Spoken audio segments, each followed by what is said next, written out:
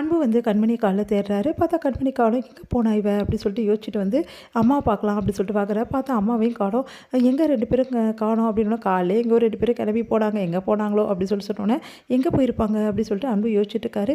இங்கே கண்மணி அங்க பிரதர்ஷனம் பண்ணுறாங்க. அப்போ ம் சிவகாமி அவங்கள பார்த்துக்கிட்டு தண்ணி ஊத்திட்டு இருக்காங்க. அப்போ கரெக்டாக கண்மணியோட அவங்க அம்மா பார்த்து மனசு கஷ்டப்படுறாங்க. உங்களுக்காக தான் இந்த வேண்டுதல் பண்ணியிருக்காங்க அப்படின்னு சொல்லிட்டு சொல்கிறாங்க. அதை கேட்டு அவங்க அம்மா மனசு கஷ்டப்பட்டு அழறாங்க. ஏன்டி இப்படிலாம் பண்ணுற? உன்னை நீ வெறுத்துக்கிறேன்னொன்னே, உனக்கு உடம்பு சரியில்லை அதாம்மா நான் பண்ணேன் அப்படின்னோன்னே, உனக்காக தான் இவ்வளவும் பண்ணியிருக்கா அப்படின்னு சொல்லி சிவகாமி அவங்கள சமாதானப்படுத்துகிறாங்க. அடுத்து இங்கே அன்பு என்ன பண்ணுறாரு, ஒரே டென்ஷனாக இருக்காரு. அப்போ கண்மணி அன்னையை தேடுறியா? இப்போ மட்டும் கண்மணி அன்னையை தேடி எப்போ பார்த்தாலும் கண்மணி என்னை குறை சொல்லிகிட்டே இரு அப்படின்னு சொல்லிட்டு சொல்கிறாரு கார்த்திக். நான் இப்போ என்னடா குறை சொன்னேன்? என்ன குறை சொல்ல? அவங்க தான் உன்னை காப்பாற்றுனாங்க. என்னடா சும்மா சும்மா காப்பாற்றுனாங்கன்ற உண்மையிலேயே அவங்க தான் அந்த ஒயரை பிடிச்சி இழுத்து காப்பாற்றுனாங்க. அப்படி இல்லைன்னா உன்னை நாங்கள் கண்டுபிடிச்சிருக்க முடியாது அப்படின்னு அதிர்ச்சி அடைய. நீ ஏன்டா முன்னாடி இது சொல்லலை?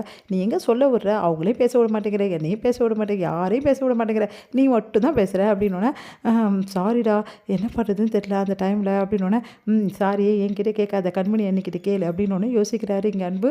அடுத்து இங்கே என்ன பண்ணுறாங்க, கண்மணிக்கு கையெல்லாம் அப்படியே நல்லா கிழிச்சிட்ருக்கு. அதை பார்த்துட்டு என்னடி இது இப்படி ஆயிருக்கு உனக்கு அப்படின்னு சொல்லிட்டு மனசு கஷ்டப்படுறாங்க சிவகாமி.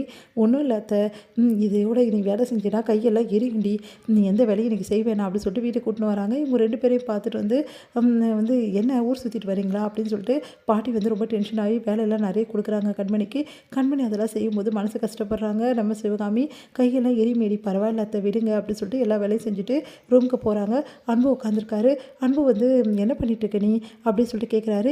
ஏன் ட்ரெஸ்ஸெல்லாம் நான் மடிச்சிக்க மாட்டேன்னான்னு சொல்லிட்டு வாங்க பார்க்குறாரு. பல கையில் அடிபட்டுருக்கு. எப்படி இவ்வளோ அடிப்பட்டது உனக்கு அப்படின்னோடனே, அது ஒரு வேண்டுதல் இருந்தது, அதை செஞ்சேன், அதனால தான் அடிபட்டுச்சு. என்ன வேண்டுதல் நீ செஞ்ச அப்படின்னோடனே, இல்லைங்க அது அம்மா உங்களுக்காகவும் எனக்காகவும் வேண்டிக்கிறாங்களாம், அதனால தான் அந்த வேண்டுதல் நிறைவேற்றத்துக்காக போனேன். இதுக்காக இவ்வளோ அடிபட்டு வரணுமா நீ அப்படின்னு சொல்லிட்டு என்ன பண்ணாரு, மருந்து போட்டு விடுறாரு.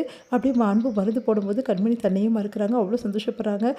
உண்மையிலேயே சொல்லப்போனால் நான் உங்களுக்கு ரொம்ப கஷ்டம் கொடுக்குறேன் இல்லைங்க அப்படின்னோடனே, அதெல்லாம் ஒன்றும் இல்லை விடு, உண்மையிலேயே நீ பண்ணது நல்ல விஷயம், இப்போ நான் புரிஞ்சுக்கிட்டேன் அப்படின்னு ஒன்றும் சந்தோஷப்படுறாங்க அன்பு. அடுத்து சரி இந்த மாதிரி விஷயங்கள் எல்லாம் எப்படி நீ பண்ணிகிட்ருக்க? ஏங்க உங்களுக்கு ஒரு டிஷ் நான் பண்ணி தரட்டுமா அப்படின்னு சொல்லிட்டு கேட்குறாங்க. என்ன இப்போ கோலா உருண்டை பண்ண வேறு எதாவது பண்ண போறியா?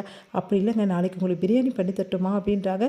பிரியாணியா அப்படின்னு சொல்லிட்டு கேட்குறாரு. ஆமாம், உனக்கு பிரியாணி பண்ண தெரியாதுன்னு எனக்கு தெரியும். யார் சொன்னது? அன்னைக்கு நான் பிரியாணி பண்ணல, நீங்கள் கூட சூப்பராக சொல்லிட்டு பாராட்டி எனக்கு கொடுத்தீங்களே மெடல்லாம், பரிசெல்லாம் ஞாபகம் இல்லையா அவங்களுக்கு அப்படின்னு ஒன்று அதிர்ச்சி அடைகிறாரு. அந்த பிரியாணி நீ தான் பண்ணியா அப்படின்னு. பின்ன நான் பண்ணாமல் யார் பண்ணுவா? எனக்கு பிரியாணி நல்லா பண்ண தெரியும், அவள் பண்ணான்னு நினச்சனே அப்படின்னு சொல்லிட்டு யோசிக்கிறார் அன்பு.